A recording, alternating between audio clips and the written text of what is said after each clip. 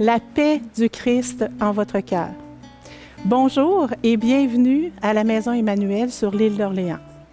Je m'appelle Isabelle Pelletier, je suis une épouse, une mère de 2 jeunes adultes et je travaille ici, j'ai le bonheur de travailler ici pour le Mouvement des brebis de Jésus depuis maintenant presque 20 ans.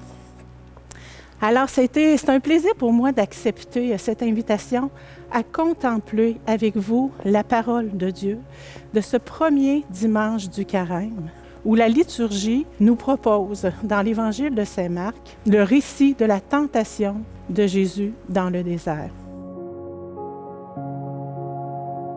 Oui, ce que je vous propose, c'est une contemplation. Contempler, c'est fixer nos regards sur. Lorsque je contemple un beau paysage, comme aujourd'hui une belle journée enneigée, lorsque je fixe mon regard et que je contemple des enfants qui jouent ou qui rient à gorge déployée, il se passe quelque chose à l'intérieur de moi. Je me sens habitée par ce que je vois. Ça ne se passe pas juste dans la tête, ça descend dans le cœur. Et je vis une expérience. Puis je me sens bien, je communie à la nature, je communie à ce que je vois, ce que je contemple. Puis je voudrais que le temps s'arrête parce que je me sens bien, parce que je vis quelque chose, je me nourris de cette contemplation.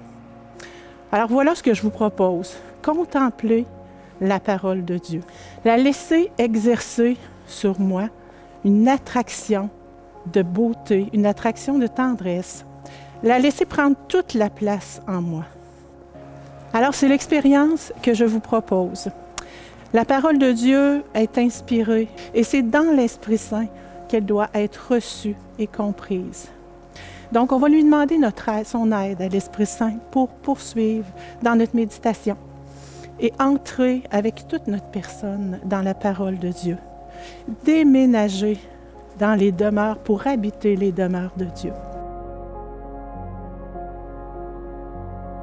Le pape François nous dit que prier la Bible, c'est rencontrer Jésus. Tournons-nous vers lui et fixons notre regard sur lui. Seigneur Jésus, ouvre mon cœur à ta parole. Nourris-moi de ta vie. De l'Évangile de Jésus-Christ selon saint Marc. Jésus venait d'être baptisé. Aussitôt, l'Esprit le pousse au désert. Et, dans le désert, il resta 40 jours tenté par Satan. Il vivait parmi les bêtes sauvages et les anges le servaient. Après l'arrestation de Jean, Jésus partit pour la Galilée proclamer l'Évangile de Dieu. Il disait : « Les temps sont accomplis, le règne de Dieu est tout proche. Convertissez-vous et croyez à l'Évangile. » Jésus venait d'être baptisé. Aussitôt, l'Esprit le pousse au désert. On peut penser sans se tromper que Jésus est encore tout imprégné de la voix de son Père.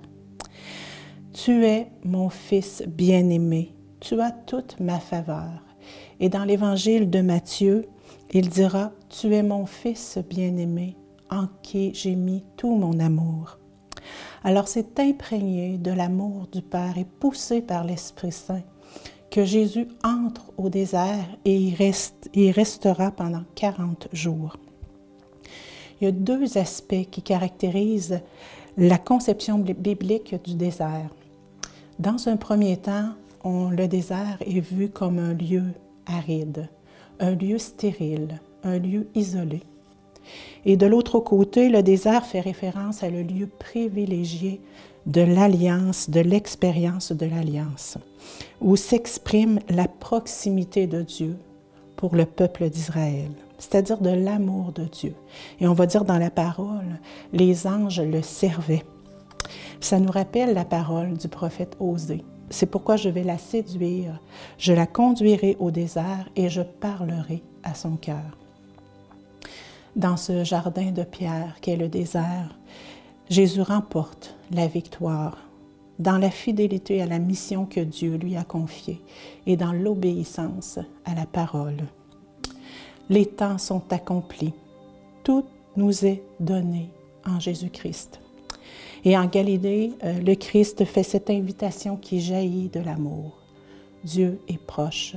Convertissez-vous et croyez à l'Évangile. L'annonce de Jésus, c'est un oui qui crée une alliance de vie. Et c'est l'amour de Dieu offert. Mais toujours en respectant notre liberté. Et pour vivre sur la route de l'amour, sur la route de la vie, bien, il y a une condition indispensable, se convertir. Qu'est-ce que ça veut dire, se convertir? Ça veut dire abandonner complètement notre volonté pour suivre le Christ, s'abandonner à lui. C'est de croire en lui et s'engager à sa suite, la sequela Christi. Et comme nous le rappelle Jésus, bien, c'est d'être comme un enfant. En vérité, je vous le dis, si vous ne devenez pas comme des enfants, vous n'entrerez pas dans le royaume de Dieu. Alors, devenir comme un enfant, confiant, abandonné et humble.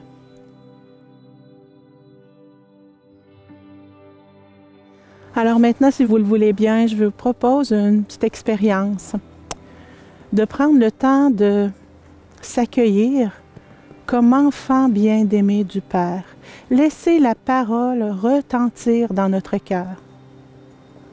Isabelle, tu es mon enfant bien-aimé, en qui j'ai mis tout mon amour. À chacun de nous, le Seigneur nous dit cette parole. Et c'est dans cette certitude d'être aimé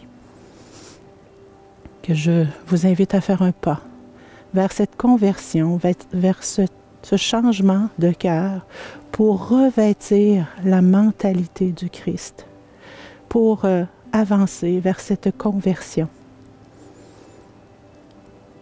et identifier une conversion que je souhaite faire, un changement de mentalité et m'adresser au Seigneur. Et le Seigneur, il attend ma réponse, il attend mon oui. C'est Benoît XVI qui nous dit, c'est notre oui à Dieu qui fait jaillir la source du vrai bonheur. Alors Seigneur Jésus, je m'abandonne à toi. Je veux faire ce changement avec toi. Et je te dis mon oui, Seigneur, avec mon cœur d'enfant, dans l'humilité. Me voici, Jésus. Par ton Esprit Saint, conduis-moi dans le cœur du Père.